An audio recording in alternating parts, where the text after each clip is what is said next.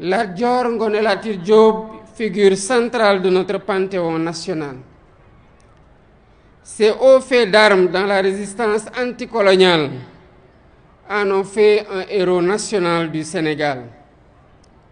Le Damel du Cayor a tenu tête à la France coloniale durant plus d'un quart de siècle. Il a accompli cet exploit avec des moyens techniques et militaires relativement limités, dans un contexte d'offensive généralisée des puissances impériales européennes, décidées à se partager l'Afrique, continent que le commerce atlantique de la traite des esclaves avait déjà durement éprouvé. Partout sur cette terre d'Afrique, ce monument commémoratif aurait pu trouver sa place, mais nulle part mieux qu'à Thiès, il ne pouvait être érigé. Il y fait l'écho à l'avenue éponyme du héros national déjà situé au cœur de son espace urbain.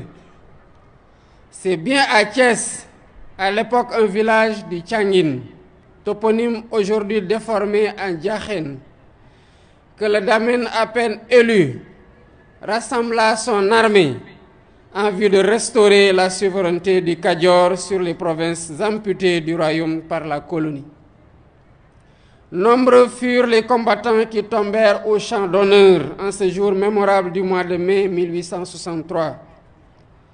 Ce fut là tout le début d'une carrière politique exceptionnelle de plus d'un quart de siècle de luttes acharnées menée par Lat Dior Diop pour la défense de la souveraineté de son pays.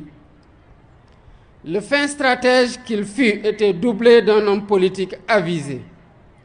Son refus de transiger sur la souveraineté du Kayor l'a poussé à refuser la construction du chemin de fer par la colonie. Déchelé, où il rencontra son destin, relève plus des divisions de la classe politique du royaume que de la puissance de feu de l'armée coloniale. Il y est tombé, les armes à la main, faisant sienne la devise des pros: on nous tue, mais on ne nous déshonore pas.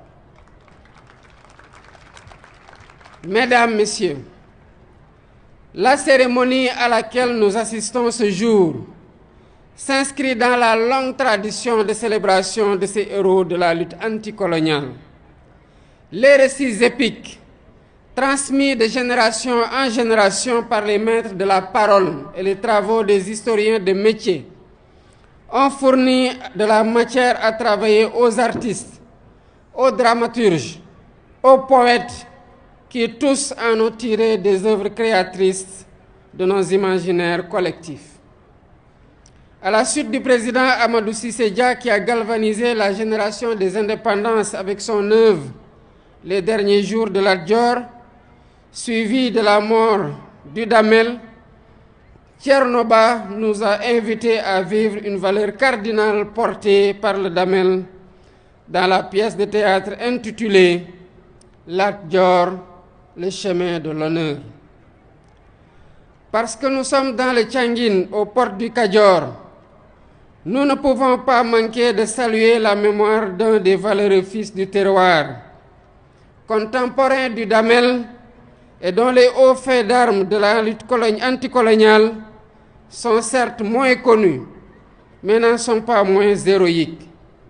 Je veux nommer Kagne Faye, qui a défié l'ordre colonial en verrouillant les voies de passage des caravanes des traitants de l'arachide entre le Baol et la ville portuaire de Rufisque. On prit part à ces combats des hommes et des femmes de valeur attachés à préserver de l'intrusion coloniale les terroirs du Lékhar, du Djobas, du Palor, du Ndout et du Safi, aujourd'hui polarisés par la ville de Thiès. La recherche devra exhumer les traces historiques de ces luttes pour en célébrer les acteurs et magnifier leurs œuvres. Il ne fait aucun doute que le prestigieux Panthéon national continuera de s'enrichir de monuments, d'œuvres d'art et d'ouvrages littéraires célébrant les hommes et les femmes qui, à l'image de Lat Dior Ngoné Latyr Diop, ont marqué de leurs empreintes indélébiles les plus glorieuses pages de notre histoire. Faire nation, c'est en permanence immortaliser ces vies exemplaires, rappeler à notre jeunesse les valeurs dont elles furent l'incarnation. Mesdames et messieurs, c'est dans la diversité des mémoires des terroirs constitutifs de la nation sénégalaise, ouverte sur l'Afrique, que nous construirons un futur de dignité, de solidarité et de cohésion. L'occasion m'est ainsi donnée d'évoquer quelques-unes de ces vies du passé, comme la figure exemplaire du prince du Waalo, Sidia Ndaté Yalla, qui conduisit une insurrection violente contre la mainmise coloniale dans le pays de ses ancêtres.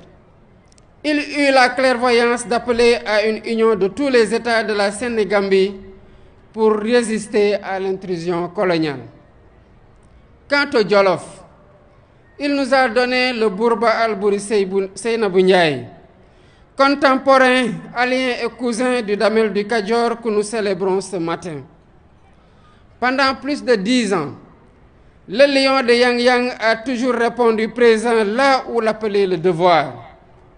Ainsi, il prit part à la grande coalition que fut la Ligue Tidjane, aux côtés de Saher Matiba, l'héritier de l'Almami du RIP, de Mamadou Lamine Dramé du Bundu et d'Abdoul Bokar Khan, le grand électeur du Bosseya, émir du Fouta, pour opposer la plus vive résistance à la poussée impérialiste. L'occasion m'est également donnée de saluer ici la mémoire du premier sultan de Dosso, Maïdana Hamadou Seydou Djermakoy. Au cours de son magistère, il a érigé dans l'enceinte de la grande mosquée de Dosso une sépulture digne du fils du Jolof. Ce faisant, il a posé un acte digne de son précoce engagement panafricain qui fait écho à celui du roi du Jolof, mort en terre nigérienne. Ces deux destins, celui du Bourba Jolof et celui de Djermakoy, incarnent à suffisance les idéaux du panafricanisme qui doivent nous inspirer dans nos actions quotidiennes. C'est de ce Gabou que partirent 5 siècles auparavant les Guelwaars fondateurs des États du Sine Saloum. La symbiose qui s'est forgée alors entre ces migrants venus du sud et les lamans du pays Sérère a donné naissance à de fortes valeurs d'abnégation au travail, de droiture, d'humilité, de courage, de respect de la parole donnée et d'ancrage aux meilleures traditions ancestrales. Nous avons un bel exemple illustratif de ces valeurs avec le fameux témoignage en faveur de Cheikh Ahmadou Bamba, apporté par le Boursine Komandofène au péril de son pouvoir, voire de sa vie, pour éviter au Cheikh un second exil.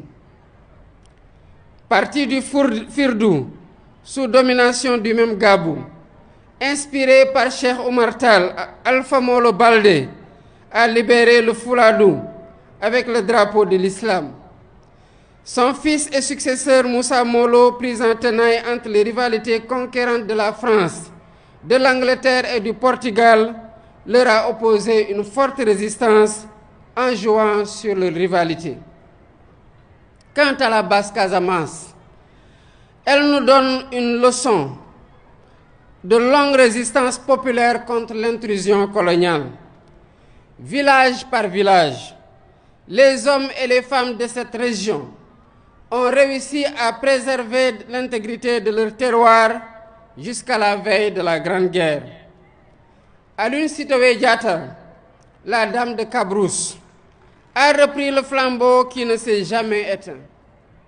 L'histoire retiendra de cette figure historique décédée en déportation au Soudan en 1944 sa farouche lutte contre la remise en cause de la civilisation agraire du terroir, base de la souveraineté alimentaire. Des hommes nouveaux ont repris l'étendard de la lutte, à travers la formation de communautés religieuses adossées sur une spiritualité inaccessible aux armes du colonisateur. Ils ont fait échec à son projet d'aliénation culturelle, analysé comme le plus grand cancer, le plus grand danger porté par la colonisation. Cheikh Nassad Bou, Amadou Ngoné Ndak Seck, Cheikh Abdoulaye Niass, Cheikh Bou Kounta, Seydi El Hadji Malick Sy, Cheikh Ahmadou Bamba Mbacké, Limamou Laye Thiaw ont apporté une réponse efficace à la crise des sociétés sénégambiennes de la fin du XIXe siècle. Cette réponse trouva ses assises sur la production d'une alternative intellectuelle et religieuse au projet colonial. Ils ont ainsi réussi à préserver l'essentiel, c'est-à-dire la foi en Dieu, les valeurs cardinales du travail, de la droiture, de l'intégrité, nourries par les textes des penseurs soufis. Ils sont alors devenus les figures emblématiques de la résistance culturelle et non violente à la domination coloniale et le refuge de tous ceux qui, déboussolés par les turbulences politiques et sociales, cherchent refuge auprès d'un maître pour donner sens à leur vie. Cet héritage se perpétue de génération en génération dans les daras, appelés à entrer en symbiose avec l'école attendue de la réforme à venir du système éducatif sénégalais. Donner ce poids aux daras, c'est renouer avec la longue histoire du mouvement maraboutique, tel qu'il apparaît dans ces pages d'histoire.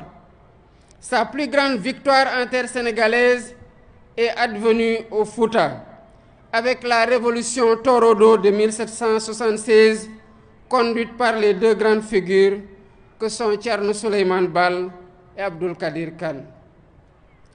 Formés à Pire, à Koki, au Fouta Djallon, au Bundu et dans les Zaouïas de la Mauritanie, les révolutionnaires ne se sont pas enfermés dans leurs livres au contenu maîtrisé.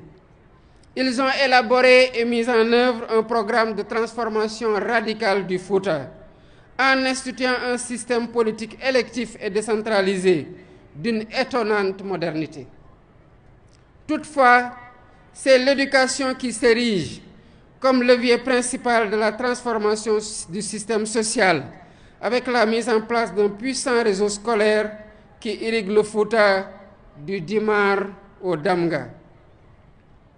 L'État, comme les collectivités locales, ont pour mission d'enseigner et de faire connaître ce long héritage, dans toute sa complexité, pour inspirer les politiques de transformation de notre société.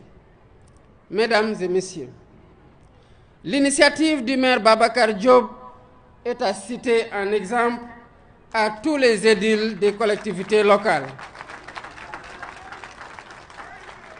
qui, en cohérence avec l'État, auront à concevoir et mettre en œuvre une politique novatrice de soutien aux industries culturelles. Accompagner les artistes et les créateurs culturels participe à bâtir notre patrimoine matériel et immatériel, le vin incontournable de notre vivre ensemble.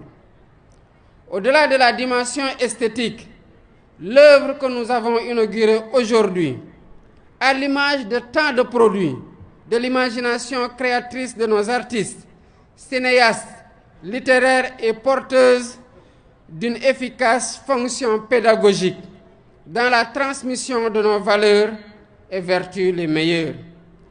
L'école doit s'emparer de cette mémoire, quel qu'en soit le support, pour former en notre jeunesse les bâtisseurs d'une nation souveraine et ouverte aux idéaux du panafricanisme. Le parrainage de nos rues, de nos places publiques, nos infrastructures sportives et culturelles, de nos écoles et édifices publics et privés est appelé à davantage puiser ses noms dans ce patrimoine partagé, ce socle de référence collective sur lesquels s'édifie notre imaginaire national et nos convictions patriotiques. Continuer à faire patrie, c'est renforcer cette perspective de l'unité à partir de toutes les sources